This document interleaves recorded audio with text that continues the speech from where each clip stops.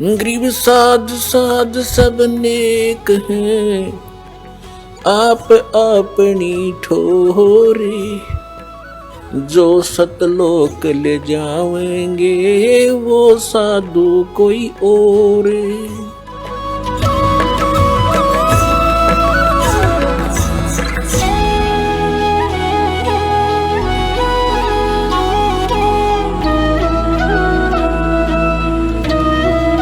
अब क्या बताते हैं परमात्मा, क्या मांगो कुछ थिर ना रहाई, और देखत नैन चला जग जाई। 1 लख पूत 1.25 लख नाती, उस रावण का आज दीवान बाती। हम एक पुत्र प्राप्ति के लिए खड़दू उतार देते हैं, पर संतान हो जा संतान हो जा। कोई बात नहीं, परमात्मा अगर चाहेगा तो वो भी आपको अवश्य देगा, लेकिन इस ज्ञान को आधार बना के आप अपना जीवन सफर तय करो, तभी आपको लाभ होगा। यहाँ ऐसे प्रमाण हैं, एक बहन को 27 वर्ष हो गए थे ब्याह हुए न, कति आस छूट ली थी, यही आई हुई है वो। अब पिछले वर्ष 2 कन्या दे दी उसको, 2 लड़कियां। नो बोली जी घनी खुशी होगी, मनता कन्या मिल गई। यानी अब उसने केवल वह मांगी भगवान तय, ई भगवान मांग ले दूसरी बात से, पर अब तक तो वह 2-3 साल से थी, यही मांग करी थी। एक बहन का 57 वर्ष की आयु होगी थी, एक लड़की होकर फिर कोई संतान नहीं थी। लड़की का विवाह हो लिया था, पोता पोती दोता दोती हो गए थे उस लड़की का, यानी बच्चे हो गए थे। उसके बाद उसने नाम लिया, यह डिमांड रटलाई रखी, 57 साल की उम्र में लड़का दे दिया भगवान ने। अगले तो यो खिलौना मांगे।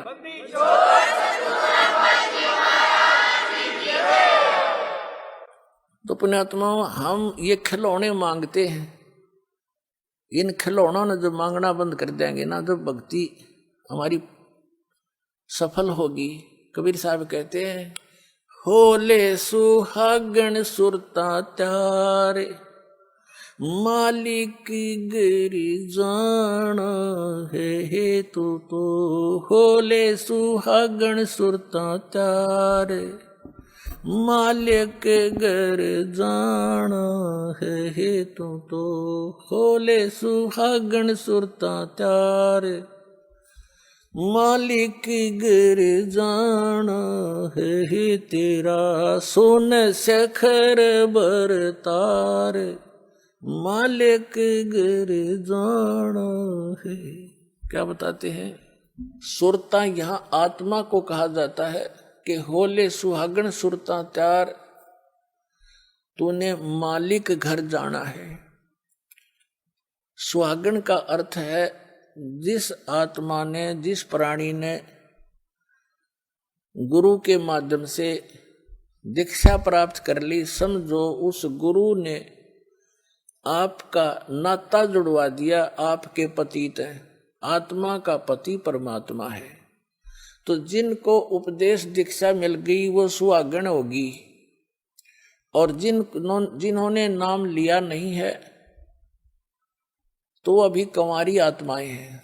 तो अपने पति के घर तो सुहागन ही जाएगी, यानी जिसका नाता सगाई ब्याह हो गया वही जाएगी। तो यहाँ परमात्मा इस आत्मा से कहते हैं, होले सुहागन सुरता त्यार, मालिक घर जाना है, तेरा सुन शिखर बरतार। तेरा पति सुन शिखर में, सुन स्थान पर, सबसे ऊपर की चोटी पर, उस सतलोक के अंदर तेरा पति रहता है। होले सुहागण सुरता त्यारे, मालिक गिरी जाना है तो होले सुहागण सुरता त्यारे, मालिक घर जाना है तेरा सोन सखर बरतार, मालिक घर जाना है।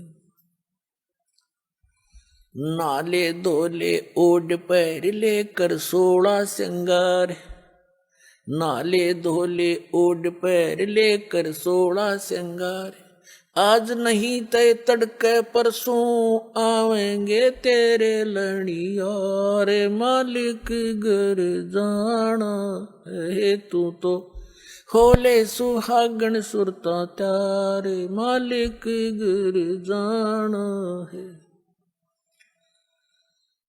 गुड़िया खेलत उम्र गवा दी लाया नहीं विचारे, गुड़िया खेलत उम्र गवा दी लाया नहीं विचारे। अब क्या बताते हैं परमात्मा कि जो गुड़िया का खेल खेल रहे हो आप, तुमने इस ज्ञान को आधार नहीं बनाया। जैसे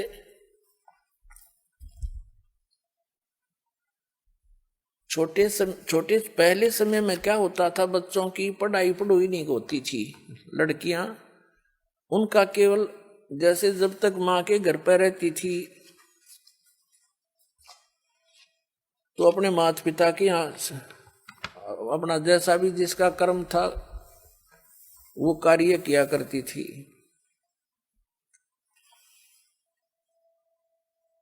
और फिर अपने पति के घर जाकर के अपने क्रिया में व्यस्त हो जाती थी। तो जब तक लड़की छोटी होती थी, छोटी छोटी लड़कियां क्या करती थी, जैसे बड़ी बहनों की या बुआ की जिसकी शादी हो चुकी होती है उसके लिए पहले दहेज तैयार करा करते हैं। और हमने देखा हमारी जो बड़ी बहनें थी उनके लिए घर पे ही टेलर को बुला लिया जाता था। और वो ऐसी व्यवस्था थी,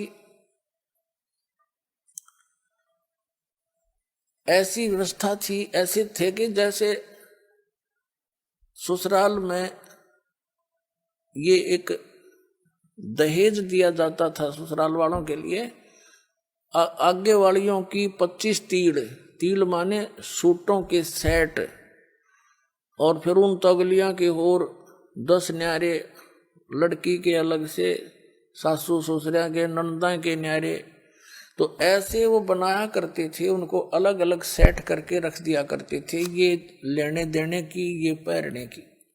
तो छोटी लड़कियां जो देखा करती थी तो फिर वो क्या करती थी, जो टेलर आता था कपड़े सिलता था उसमें से छोटे छोटे टुकड़े बच जाते थे, वो छोटी बहन उठा लेती थी और उनको ऐसे सत्तून की तह बना बना कर रख लेती थी। एक गठड़ी बांध लिया करती, ये 25 तीड़ आगली की, ये 15 पछलियां की, या गुड्डों की 10 गुड्डी की, 10 दुल्हे के एक गुड्डा बना लेती अपना, एक गुडिया उन्हीं कपड़ों में 2 बना लेती थी। और फिर उनका ब्याह करती थी, फिर उनके कपड़े ये तेरी दूसर की, ये तेरे फलाने की, वह गठड़ी बांध लेती थी। और उसके उस चीथड़ों में से कोई दूसरा भाई बहन एक आध चीथड़ा निकाल लेता, वो टुकड़ा रो रो कर रोदन मचा देती। वह उसको कोई पूछता बेटी क्यों रो रही है बहन, तो वह कहा करती हाय मेरा सूट निकाल लिया, हाय मेरा सूट निकाल लिया। अरे क्या किसा सूट था, वो फिर उसने धमकाओ ला इसका सूट का, वो लिखा इतना चीथड़ा, वो इतना कपड़ा, उसने नो कहा यू था, हाँ यू है, यू दे मेरा उल्टा है। फिर वह शांत होगी। उस चीथड़े ने वह सूट मान रही थी तिल। और जब उस बेटी का विवाह हो जाता है, युवा हो जाती है, तो फिर उसको ओरिजिनल तो दूल्हा मिले, वो तो गुड्डा गुडिया गेल खेला करती, और ओरिजिनल सासू ससुरिया का बेरा पट्टे, ओरिजिनल सूट दिखे उसने। फिर उसको कोई ये कहे कि तू आजा गुड्डा गुडिया का खेल खेल ले, सपने में भी ना खेल लेवा। तो पुण्यात्माओं, जब आपको उस सतलोक वाले दुल्हे का ज्ञान हो जाएगा, सब आत्माओं का एक का पति है, वो एक ही मालिक है। और फिर वहां जो सुख होगा, आप यहाँ संसारिक इन सुखों को, एक बेटा हो जाए, एक बेटी हो जाए, कार हो जाए, कोठी हो जाए, कहते ये तो गुड्डा गुडिया के खेल हैं, और ये असंग जन्म हो गए तुमने खेल त्याने, ये गुड्डे भी समाप्त, तुम भी नष्ट, और फिर गधे गधी बनकर फिर धक्के खाते फिरो। अब क्या बताते हैं परमात्मा, जिन बहनों की इस लोक लाज में आके, या वैसे विशेषकर बहनों को ज्यादा प्रेरणा रहती है, क्योंकि ये माइयां जो होती हैं, कोई ना कोई आकर उसके इंजेक्शन लगा जाती है, हे भगवान एक बालक तो चाहिए था इसके, वह ना चाहती ना फिर भी उमंग पैदा कर दिया उसके।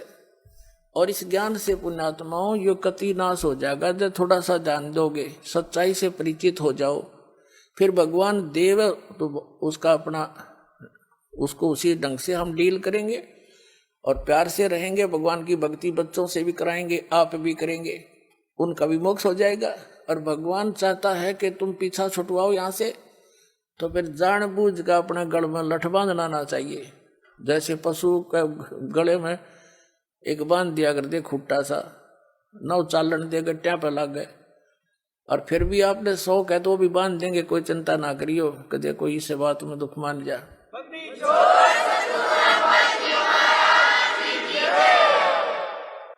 तो कहने का भाव ये है कि जो बहन, और परमात्मा चाहता नहीं कि बेटी को क्यों फांसी लाऊं, क्यों खाम खा, इसका मुक्त ज्ञान समझ लिया, भक्ति कर ले, पीछा छुटवा ले। जो अनजान है, नहीं मानती, उनके भाग में है नहीं, भगवान से भी दूर हो जाती है वो तो ये उद्देश्य लेकर आती हैं। और परमात्मा देखो, नीरू और नीमा नाम के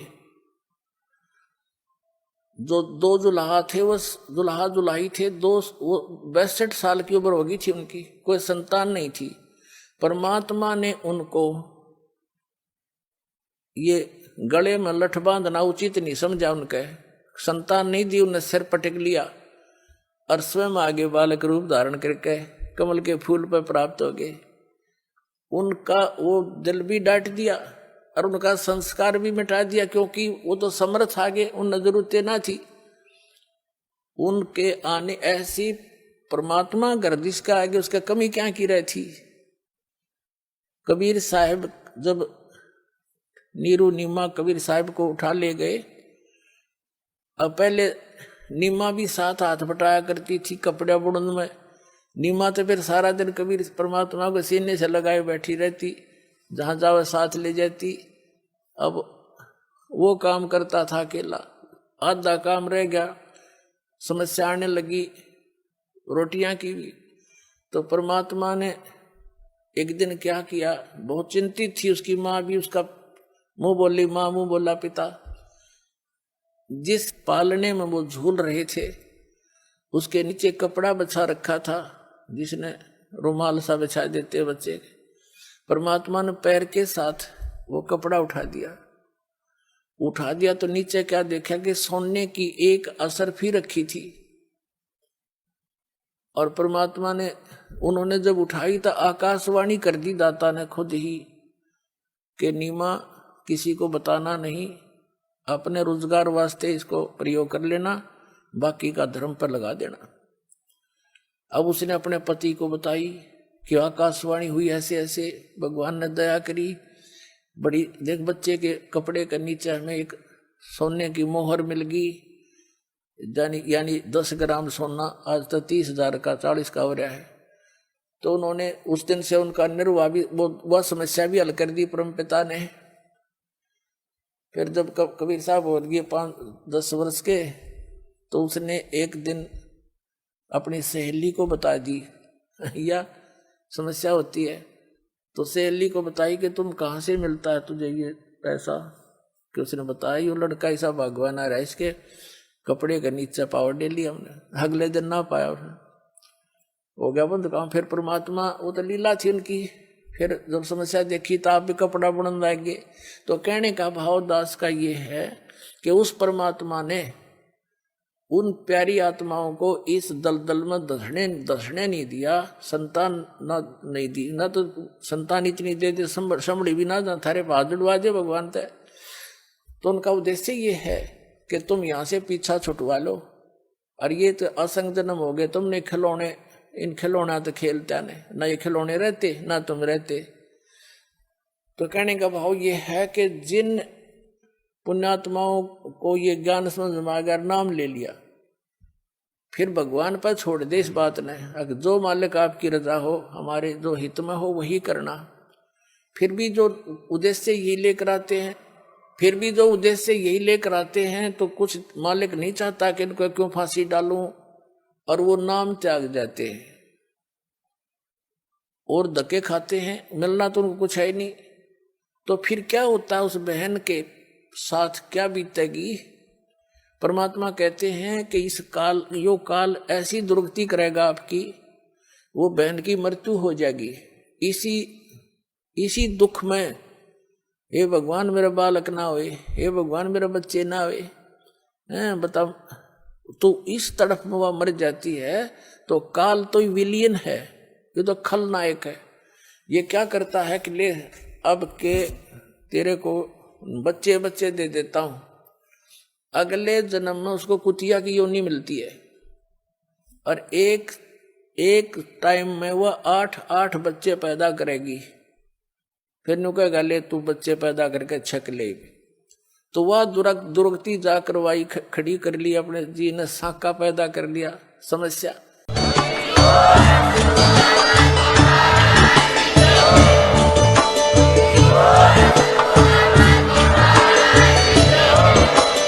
आप सुन रहे थे जगत गुरु तत्वदर्शी संत रामपाल जी महाराज जी के मंगल प्रवचन। अधिक जानकारी के लिए विजिट कीजिए हमारी वेबसाइट www.jagatgururampalji.org। संत रामपाल जी महाराज जी के शुभ आशीर्वाद से पूरे विश्व भर में 500 से भी ज्यादा नाम दीक्षा केंद्र हैं, जिन पर संत रामपाल जी महाराज जी द्वारा ऑनलाइन निशुल्क नाम दीक्षा दी जा रही है। अपने नजदीकी नाम दीक्षा केंद्र का पता करने के लिए संपर्क करें 8222880541।